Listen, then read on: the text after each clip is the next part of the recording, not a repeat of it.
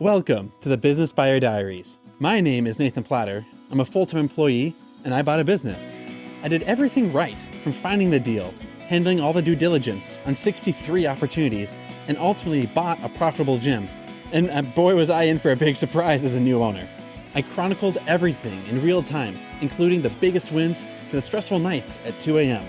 I'm sharing my journey without sugarcoating anything, so you don't make the same mistakes that I did. Here's today's episode. I'm starting today off with intense, immense, huge gratitude. And here's the kickstart. Let's go. I'm grateful I live in a country that allows free speech. I'm grateful that I have people that believe in me and that are willing to take a gamble on me. I'm grateful for an incredibly loving spouse who's willing to do inflexible things so that I can do inflexible things and we can do what we need to do as a couple for the responsibilities that we have. Long days, long hours, realizing, yep, this is just a busy season. I'm grateful for an incredible spouse. I'm grateful for my kids, that they pray for me, that they love me, that they get excited when I come home from work, that they want to hang out with me, that they want to wrestle and kick soccer balls, and that they want to play and jump around and bounce around and be goofy and snuggle and read books and brush teeth. Well, some of the times brush teeth. Let's be real. Like half the time they don't even want to brush their teeth and they have stinky breath and they know it. I'm grateful for friends that I can reach out to when things are easy and when things are hard. I'm grateful for a church where I can go as a place of worship to recharge my soul. I'm grateful for a car that runs. I'm grateful for air conditioning. I'm grateful for healthy food, clean water, air that's smog free. I'm grateful for trees and nature. I'm grateful for the sound of frog croaks. I'm grateful for smooth pavement that I can drive my car on. I'm grateful for eyesight. I'm grateful for colors, not just a black and white experience. I'm grateful for sounds and hearing. I'm grateful for the quietness at the end of a day when there's been so much to think, do, and contemplate. I'm grateful for, what else am I grateful for? I'm grateful for shoes that fit my feet. I'm grateful for socks that keep my toes warm. I'm grateful for family members and having relatives. Some with amazing relationships, some that are a little bit rocky, but I'm grateful for all of that.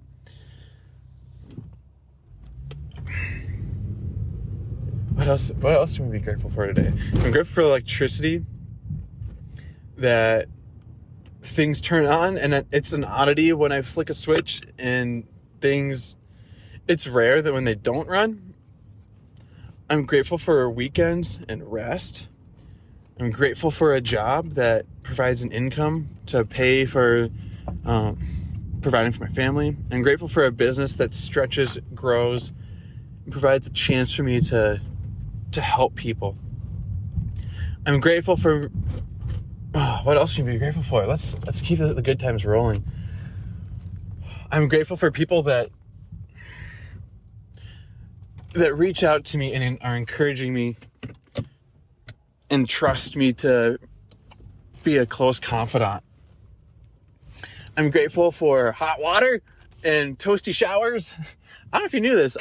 I have to look it up. I think hot showers came out I need to look it up. But 100 years ago, hot showers were not a thing. And even the richest people didn't have a hot shower. And you can go to a campground and get a hot shower. I'm grateful for that. I'm grateful for people that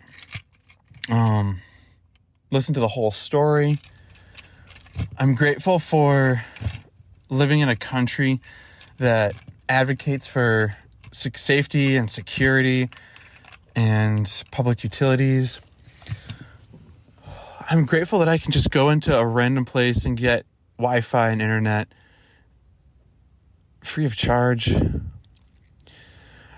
I'm grateful for the silent majority and people that go about their day, live normal, kind of boring lives, but are here for the long haul. I'm grateful for the wild people that are risk takers, game changers, and are here and want to like live life to the fullest. I'm grateful for brave people that stand up and will take the flack when it's the unpopular thing to do. I'm grateful for the people that... What else can we be grateful for? This is incredible. I'm grateful for... what's it called? Sorry, I'm blanking because I'm trying to grab stuff out of my car and do a few things. I'm grateful for microphones. I think I'm grateful for social media. I'm not quite sure. Some days I'm not so grateful for that one. I'm grateful for people that look out for me when I don't even look out for me. I'm going to pause there because I want to head inside. I want to have a fantastic morning. But all this to say, I am so grateful, and I'm going to be grateful, and I'm going to choose grateful because it's easy to be distracted and negative and pessimistic and to pretend that life is hard. At the end of the day, we're here, we're alive, we have a purpose, God is good. And final thought, yesterday I went to a friend's birthday party. And this is a mentor of mine, and we met 7 years ago. We met 7 years ago, and he had a desire to do like ministry and to reach out to people. And sorry, I'm just trying to gather my thoughts and all that.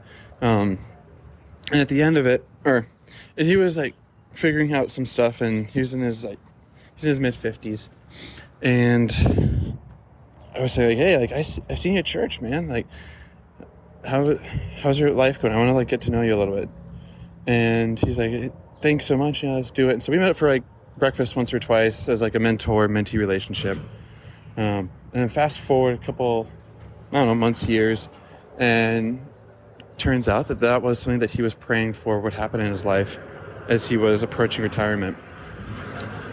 It's his story, so I'm not going to share like the stuff he went through, but there was some things that he was praying for and to turn a chapter in his life. 7 years later, and right now he has terminal cancer with only a handful of years to live. I don't remember the type of cancer or the stage, but it's one of the ones you really don't want to get. And it has a very ominous connotation to it. And I found out maybe like 6 months ago. We've kept in touch a little bit. I don't see him like every other week or every week like we used to. So it's been like a month maybe like a month ago at church. And yesterday was his birthday.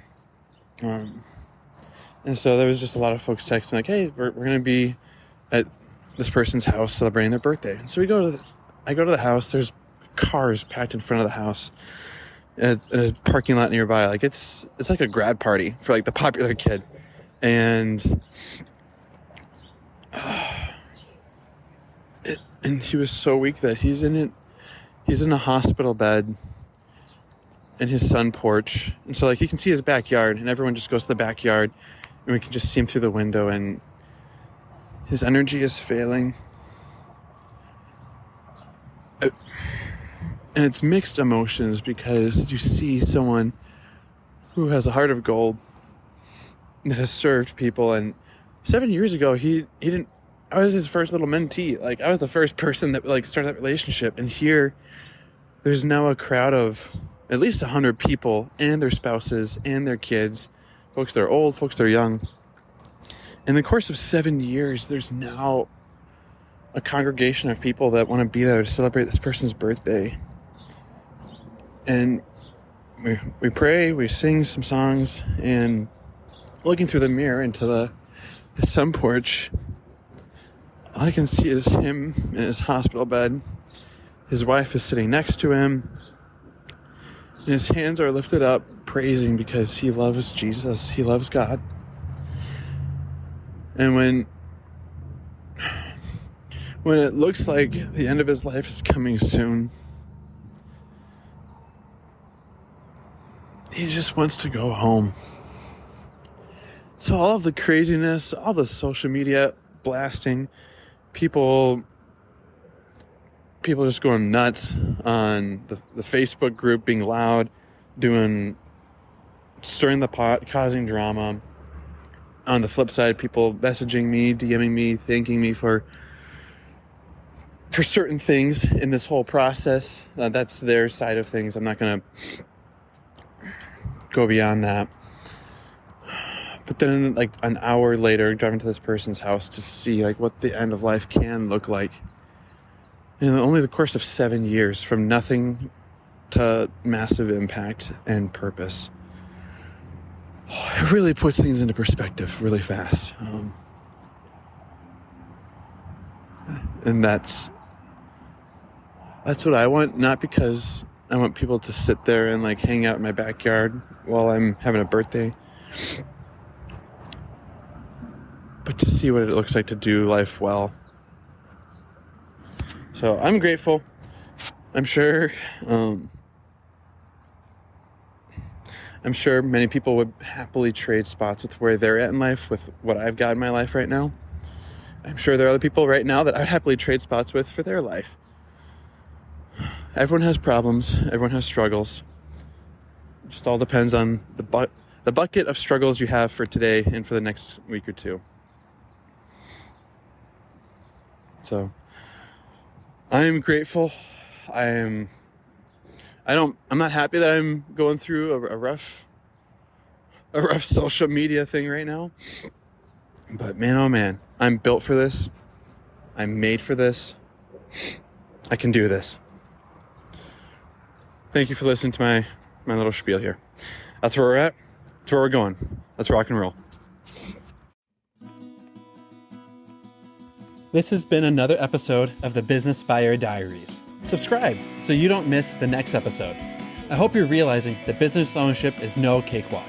Check the podcast notes for a link to the DIY due diligence program, the complete list of show sponsors, and for media inquiries. Music written and composed by Wes Schrock. I'm your host, Nathan Platter. Join me again on the next one.